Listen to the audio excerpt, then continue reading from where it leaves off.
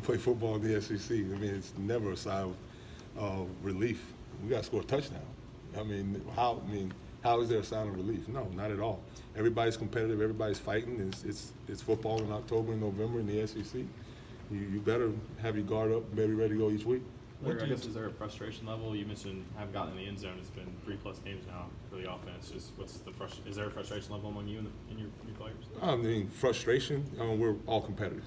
We're all competitive, and you say frustration in a negative sense. I'm not going to paint it in a negative way. We're just competitive, and we understand that to win games, you got to score the football. The football has to cross the goal line in order to do that. So, no, we're just continuing to stay steadfast. Keep working on the things and the issues that are causing that not to occur regularly like it needs to, and fix it and keep working in that direction. What's your message? I mean, what have you been kind of telling the guys in the meeting room in terms of what they need to do to kind of fix this? Same thing you do in football. You got to finish blocks. You got to catch the football. It comes down to execution. And then what the challenge for us as coaches is to continue to figure out why we aren't executing in those situations and fix it and get it fixed. And there's no other way to do that. You said when you took over that consistency and continuity would be important, and I look at some of the injuries at different positions. Do you think that the last couple of games now with Garantano, things can settle a little bit? Is that kind of what's missing there? You would hope so. You would hope so. The gradual progression, of that, and him coming in and having his third game, with that, and of course, the challenge was what it was last week to have a freshman quarterback go in there and play against a defense like that. It presents its challenges across the board for everyone. However, you would hope the progression of that, continues to get where it needs to be now that we're on the back end of that schedule, and we gotta really do some things to get going. What's the confidence level of this offense right now? The kids are still pretty confident. They're working. Anytime you get them to come out to work and play football, this is why they're here. The confidence level, they know what we need to do. There's no magic or secret potion you want to pour on it or whatever. It's still football. Let's turn on the video. Let's look at it. What do we need to do? I evaluate myself from right after the game until we get in here and get moving on the next opponent. And we ask them to do the same. We don't hide any punches, don't do anything. There's accountability to it all. And we're all facing that head on right now. Coach, as far as pushing the ball down the field, is Jarrett erring on the side of caution right now, or is that kind of by design where you're limited those sort of responsibilities? I think a lot of things are going on, and if you would watch that game, he hit his back foot a few times, and really wasn't a whole lot of time to wait on things to develop down the field to push the ball down the field, and that's just the reality of it, But of course, in college football, you have to have chunk plays.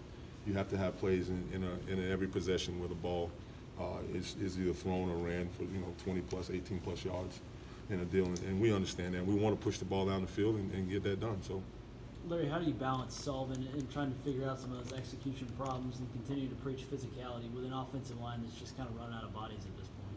So all you do is keep going, brother. Keep going. Next man up. No matter who it is, you're a scholarship body here at the University of Tennessee, and when you get in there, the expectation level for you is not going to change for us. All of those things always presents as different challenges, of course. The reality is the reality of where we are. But that can't be an excuse. That can't be a reason for why you're not having success, and you can't allow it to be. So we got to continue to plug in and keep popping. Will Tyler Bird get on the field? I know Butch said last week he had a good week of practice, but we're not seeing him get involved in the offense. He has to, and he has to, continue to show a level of consistency to be able to do that. Tyler understands that with straightforward conversations with him about where he is and what he needs to do, and we need him to. We need him to be able to come do that, but he has to demonstrate that to us. Coach, with all the ball security struggles through the first 4 or 5 games, to see Jarrett come in, and I guess until that 4th down play, hadn't had a turnover at 8 quarters, have you been impressed with how he's been able to do that? Not the case a lot of times with young guys. It's encouraging. It's definitely encouraging, but it'd be nice to do that and score touchdowns. So that's the whole goal as we continue to move forward. But obviously you don't want to turn over the football, and obviously that's very encouraging for the unit and for where we are right now that we're not doing that, because that would just compile some other things, and we don't need that right now. Inability to extend drives has obviously limited some of JK's touches.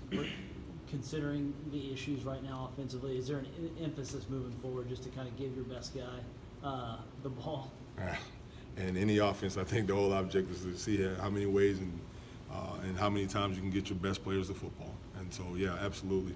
and you hit right on it with the, the limited amount of plays you're getting and things like that. And of course that hurts that. And then you getting put in situations where you gotta push the ball down the field or attempt to push the ball down the field and get chunk plays because you just can't grind it out sometimes in some of the games we've been in situations. So, of course, the object is we got to get our best players in football. Coach Jones said that you were seeing those big plays in practice, but not so much in the games. Do you think that's a mental, physical, or what do you chalk that up to as not translated? Combination, combination of things.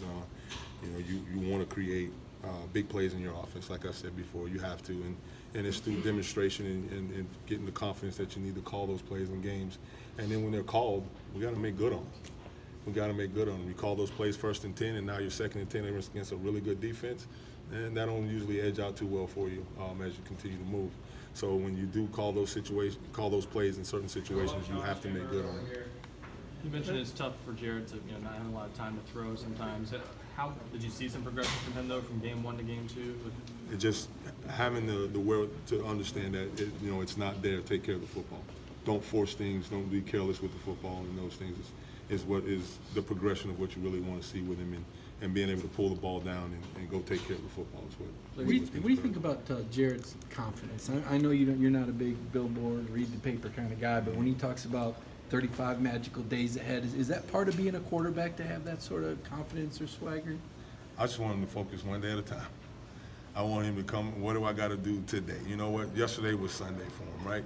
Come in, get some treatment, watch the film, decompress, evaluate yourself a little bit. Now let's take care of what Monday is, and let's take care of Tuesday. With him, we just want to keep him, kind of process-driven, one day at a time.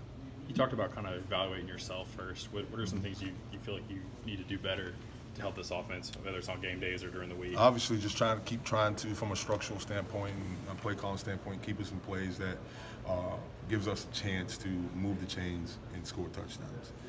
And however you got to do that with other moving pieces and highlighting players, whatever you have to do creatively with the situation that we're in.